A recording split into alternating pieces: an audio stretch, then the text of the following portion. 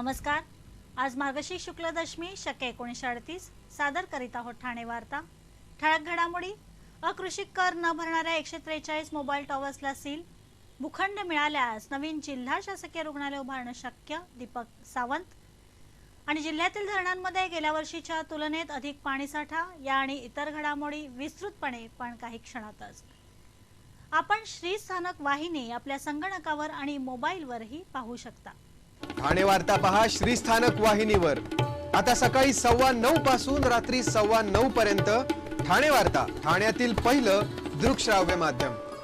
ठाणे वार्ता आता संकेतस्थळावर देखील ठाणेवार्ता.com वर क्लिक करा आणि ठाण्याच्या घडामोडी जाणून घ्या।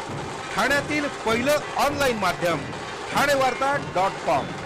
श्री स्थानक वाहिनी ठाण्याची स्वतःची वाहिनी। ठाण्यातील घडामोडी, कार्यक्रम, वादविवाद, अगदी गाणी, नाटक याचा आनंद घर बसल्या पहा श्री स्थानक वाहिनी। आपल्या ठाण्याचं हक्काचं व्यासपीठ श्री स्थानक वाहिनी। ठाणे वार्ता पहा श्री स्थानक वाहिनीवर। आता सकाळी 9:15 पासून रात्री 9:15 पर्यंत ठाणे वार्ता, ठाण्यातील पहिलं दृकश्राव्य माध्यम। शासनाचा अकृषी कर न भरणाऱ्या मोबाईल टॉवरवर कारवाई करण्यास सुरुवात करण्यात आली असून 143 मोबाईल टॉवर्सला सील ठोकण्यात आला आहे। ठाणे तालुक्यातील एकूण 1526 मोबाईल टॉवरवर कारवाई करण्यात येणार असून या मोबाईल टॉवर असणाऱ्या इमारतींना तहसीलदार कार्यालयाच्या वतीनं नोटिसा दिल्यानंतर कारवाई सुरुवात करण्यात आली आहे। या कारवाईमुळे शासनाच्या तिजोरीत 2 करोड अधिक महसूल जमा होणार आहे। गेल्या अनेक वर्षांपासून ठाणे तालुक्यातील इमारतींच्या गच्चीवर असणाऱ्या मोबाईल टॉवर कंपन्यांनी अकृषी कर न भरल्यामुळे इमारतीच्या पदाधिकाऱ्यांना ठाणे तहसीलदारांच्या वतीनं नोव्हेंबर महिन्यात नोटिसा बजावण्यात आल्या होत्या, परंतु त्यांनी 7 डिसेंबर पर्यंत कर न भरल्यामुळे या कारवाईस सुरुवात करण्यात आली। ठाणे तालुक्यातील ठाणे महानगरपालिका हद्दीतील 538, मीरा भाईंदर पालिका हद्दीतील 470 आणि नवी मुंबई महानगरपालिका हद्दीतील 518 अशा एकूण 1526 टॉवरवर कारवाई करण्यात येत आहे। पुढील 20 वर्ष तरी टोलमुक्ती होऊ शकत नसल्याचा सार्वजनिक बांधकाम मंत्री एकनाथ शिंदे यांच्या वक्तव्याचा ठाणे शहर काँग्रेसने चांगलाच खरपूस समाचार घेतला आहे। सत्तेत येण्यापूर्वी शिवसेना आणि भारतीय जनता पक्षानं टोलमुक्त महाराष्ट्राचं स्वप्न तमाम जनतेला दाखवलं होतं, परंतु आता सत्तेत आल्यावर याच मंडळीने जनतेचा विश्वासघात केला असल्याचा आरोप काँग्रेसचे ठाणे शहर अध्यक्ष मनोज शिंदे यांनी केला आहे। नोटबंदी नंतर सध्या राज्यातील विविध टोल नाक्यांवर वाहन चालकांच्या लांबच लांब रांगा लागत आहेत। विशेष म्हणजे राज्यात सत्तेत येण्यापूर्वी युती शासनानं टोलमुक्त महाराष्ट्राचा दिवा स्वप्न तमाम जनतेला दाखवलं होतं, परंतु हिवाळी अधिवेशनाच्या निमित्तानं सार्वजनिक बांधकाम मंत्री एकनाथ शिंदे यांनी सरकारची स्थिती सध्या दयनीय असल्यानं पुढील 20 वर्ष तरी टोल मुक्ती करता येऊ शकणार नसल्याचं वक्तव्य केलं आहे। याचाच अर्थ सत्तेत येण्यापूर्वी केलेल्या घोषणेपासून युतीची मंडळी आता युटर्न घेत असल्याचंही शिंदे यांनी सांगितलं। शिवसेनेचे खायचे दात वेगळे आणि दाखवायचे दात वेगळे हे आता त्यांनी पुन्हा एकदा सिद्ध करून दाखवले असल्याचा टोलाही मनोज शिंदे यांनी लगावला आहे। जानेवारी महिन्यात पहिल्या पंधरवड्यात रस्ता सुरक्षा सप्ताह सुरू होणार आहे। या सप्ताहात 10 नवीन विषयांवर व्यंगचित्र आणि लघुपट 28 डिसेंबर पर्यंत सादर करण्याचे आवाहन वाहतूक शाखेचे पोलीस उपायुक्त संदीप पालवे यांनी केले आहे। विरुद्ध दिशेने प्रवास करणार नाही, मद्यप्राशन करून वाहन चालवणार नाही, निष्कारण हॉर्न वाजवणार नाही, अतिवेगानं गाडी चालवणार नाही, परवान्यापेक्षा जास्त संख्येने रिक्षामध्ये प्रवास करणार नाही, घातक पद्धतीने ओव्हरटेक करणार नाही, सीट बेल्ट आणि हेल्मेटचा वापर करावा, नेहमी वाहतूक संकेतांचं पालन करेन, रुग्णवाहिकेस आणि अग्निशमन दलाच्या वाहनांना प्राधान्य देईन, अशा अनुषंगाने व्यंगचित्र आणि लघुपटांचे प्रदर्शन आयोजित करण्यात आले आहे।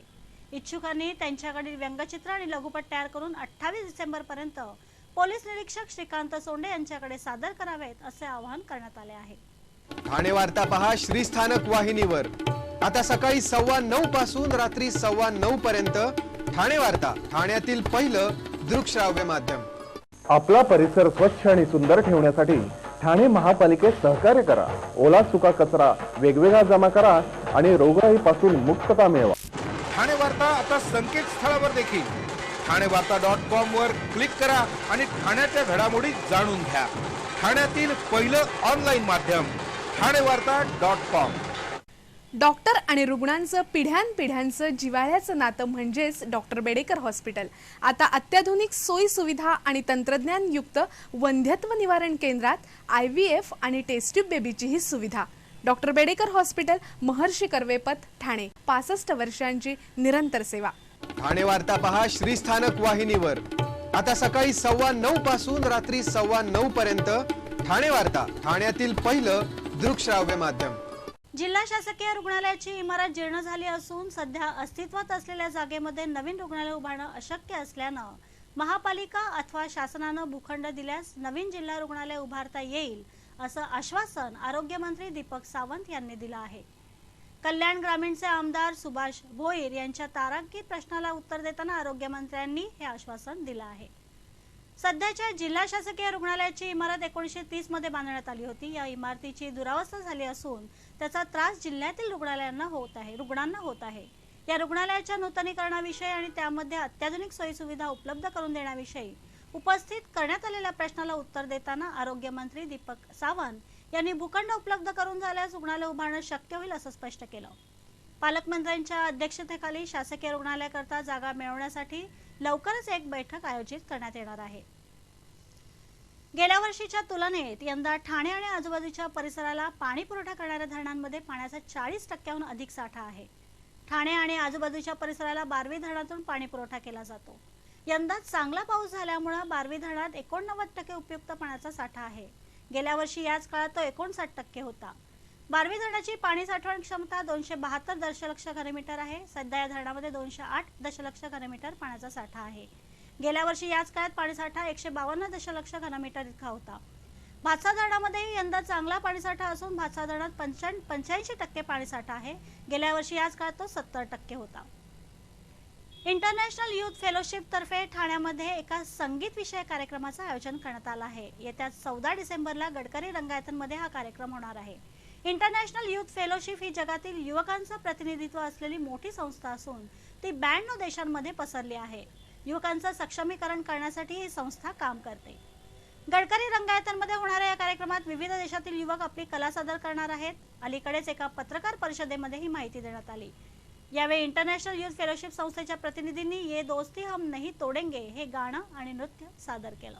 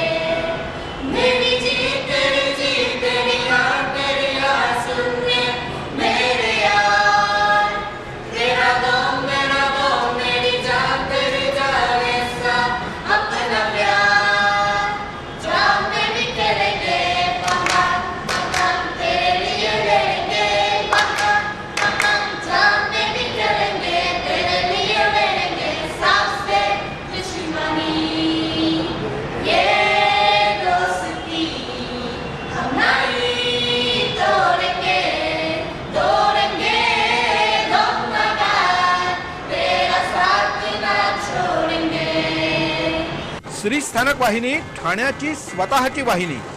ठाण्यातील घडामोडी, कार्यक्रम, वादविवाद, अगदी गाणी, नाटकं याचा आनंद घर बसल्या.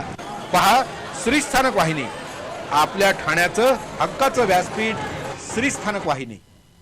ठाणे वार्ता पहा श्रीस्थानक वाहिनीवर.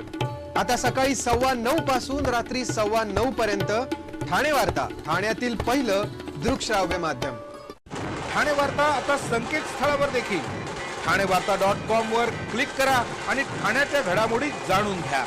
ठाण्यातील पहिलं ऑनलाईन माध्यम ठाणेवार्ता.com. ठाणे वार्ता पहा श्रीस्थानक वाहिनीवर. आता सकाळी 9:15 पासून रात्री 9:15 पर्यंत ठाणे वार्ता, ठाण्यातील पहिलं दृकश्राव्य माध्यम. आपण आपले कार्यक्रम अथवा बातम्या आम्हाला ठाणेवार्ता@gmail.com या आमच्या ईमेलवर कळवू शकता. आपण श्रीस्थानक वाहिनी आपल्या संगणकावर आणि मोबाईलवरही पाहू शकता.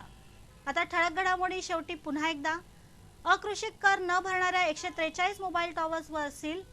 भूखंड मिळाल्यास नवीन जिल्हा शासकीय रुग्णालय उभारणं शक्य, दीपक सावंत. आणि जिल्ह्यातील धरणांमध्ये गेल्या वर्षीच्या तुलनेत अधिक पाणीसाठा. या होत्या ठाणे वार्ता. आपली एखादी बातमी पाहायची राहून गेल्यास आपण ठाणेवार्ता.com या आमच्या संकेतस्थळाला अवश्य भेट द्या. तर मग पुन्हा भेटू पुढील बातमीपत्रात फक्त श्रीस्थानक वाहिनीवर. धन्यवाद.